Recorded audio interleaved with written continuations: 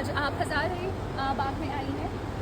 आपके जीवन की अगर हम बात करें तो at the age of 55 Mount Everest को फ़तह करना it's very inspirational for every women.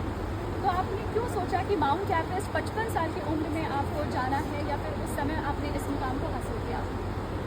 Actually में माउंट एवरेस्ट तो ऐसे दिमाग में नहीं था, पर शुरू से एक ऐसे मन में था कि मैं कभी भी श्रीमती के नाम से ना जानी जाऊँ।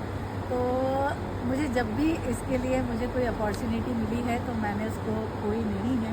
और बहुत सारे कारण थे। पहले मैंने बिज़नेस किया और बिज़नेस में मैं एक मुकाम पे पहुंच गई थी। 2015 में मैंने एक इंटरनेशनल फ़ैशन शो किया, तो मेरा ये वाली बात तो फुलफ़िल हो गई थी कि लोग मुझे नाम से जानने लग गए थे।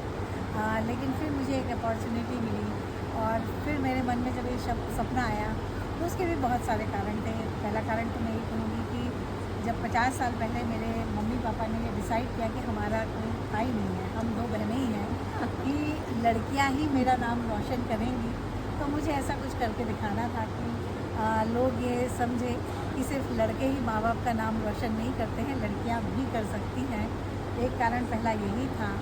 दूसरा यही था कि 50 के बाद महिलाएं सोचने लगती हैं कि अब जीवन ख़त्म हो गया है, और वो जो सपने उन्होंने कभी बचपन में कभी जवानी में सोच रखे थे और पारिवारिक जिम्मेदारियों की वजह से वो नहीं कर पाई थी, तो उनके लिए एक इंस्पिरेशन रहे कि 50 के बाद जीवन ख़त्म नहीं है, 50 के बाद ही जीवन शुरू होता है।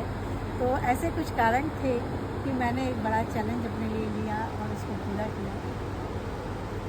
हम सौभाग्यशाली हैं कि हज़ारीबाग में हमें इस कार्यक्रम को करने का मौका मिला, जहां पर एक ऐसी पर्वतारोही ने हमें ज्वाइन किया है जो कि हमें ये सिखाती है कि 55 की उम्र में जीवन ख़त्म नहीं बल्कि जीवन शुरू होता है।